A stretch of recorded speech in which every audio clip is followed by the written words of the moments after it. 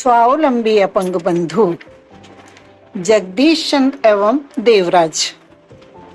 उस दिन सुबह ही सुबह 3 पहियों वाली कुर्सी नुमा साइकिल को हाथ से चलाते हुए जगदीश चंद्र अरोड़ा शशि भारत के द्वार पर पहुंचकर बोले, यदि आपकी कोई कुर्सी टूटी हो तो बुनने के लिए हमें दे दीजिए।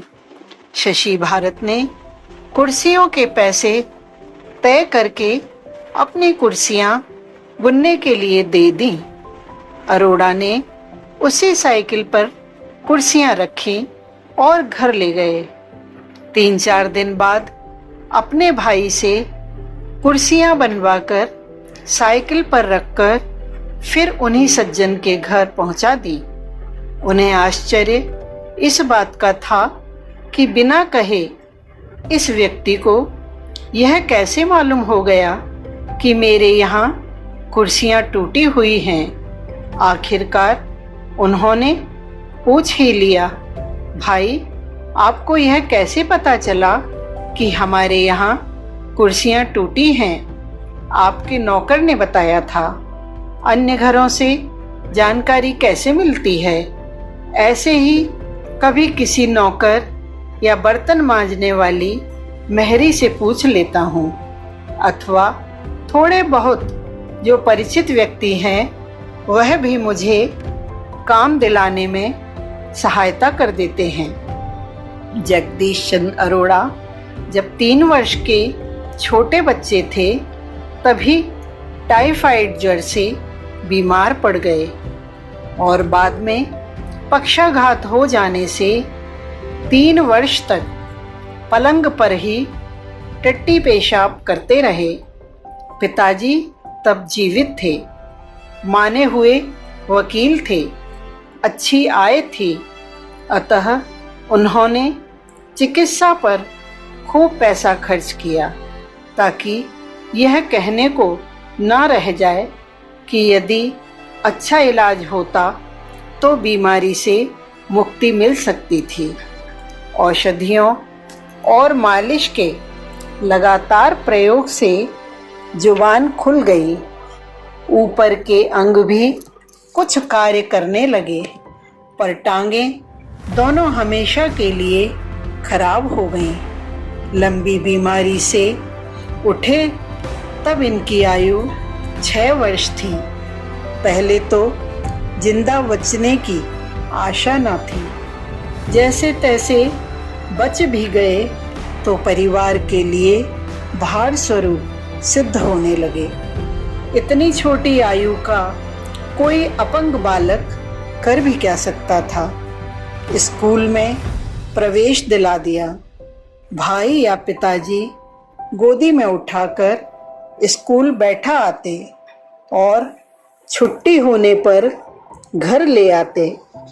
भारत विभाजन हुआ उस समय यह कक्षा 8 के विद्यार्थी थे। पाकिस्तान छोड़कर यह भारत चले आए। बड़ा भाई तब तक कमाने योग्य न हुआ था और छोटा बहुत छोटा था। पिताजी भी इस दुनिया से विदा हो चुके थे, पर जगदीश चंद्र निराश न हुए।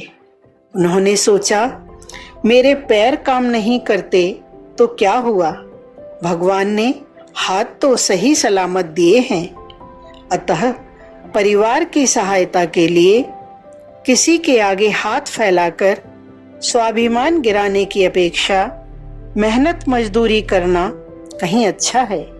उन्होंने ग्वालियर में पटरी के किनारे छोटी सी दुकान लगाकर परिवार के पालन पोषण हेतु कमाया। अब बड़ा भाई इस योग्य हो गया था, वह जगदीश चंद्र को कुछ सहायता दे सके।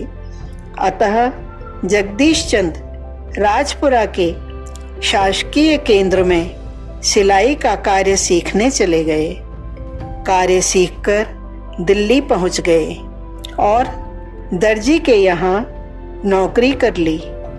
आने जाने की सुविधा हेतु ही यह साइकिल खरीदी।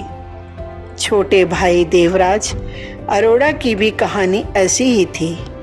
यह भी 7वीं कक्षा तक ही शिक्षा प्राप्त कर पाए थे कि आंखें कमजोर हो गईं। आंखों को ठीक कराने के लिए अस्पताल में भर्ती हुए। इलाज कराने के बाद भी उनकी दोनों आंखें जाती रहीं। घर में एक भाई लंगड़ा और दूसरा अंधा। ऐसी भयानक परिस्थिति में केवल सोच विचार करने या भाग्य को दोष देने से क्या लाभ होने वाला था। देवराज ने भी बड़ी हिम्मत से कार्य किया।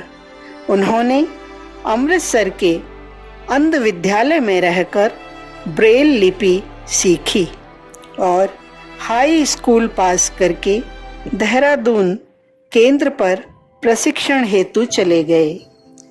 परिश्रमी और लगनशील छात्र ने 2 वर्ष के पाठ्यक्रम को 1.25 वर्ष में पूरा कर लिया और वहाँ का सारा प्रशिक्षण नायलॉन तार का काम, सिलाई, बेंत की बुनाई, मोमबत्ती बनाना, टाइप करना और इंजीनियरिंग के हल्के कार्यों को सीखकर घर चला आया। अभी तक स्थायी रूप से इन्हें कोई कार्य नहीं मिला है।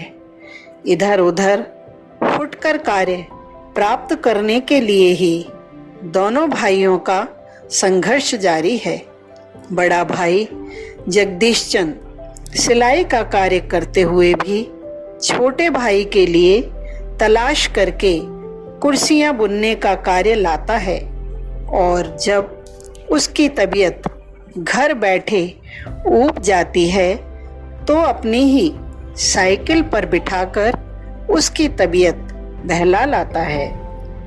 जगदीश चंद अब इस बात के लिए प्रयत्नशील हैं कि वह अपने गुजारे के लिए ही धनोपार्जन न करें, वरन और अधिक मेहनत करके अपनी माँ तथा छोटे भाई की भी सहायता करते रहें। इधर छोटा भाई देवराज यह सोचता है कि मेरे बड़े भाई अपना ही कार्य कठिनाई से कर पाते हैं, उस पर भी वह मेरे लिए काम खोजते तलाश कर आते हैं।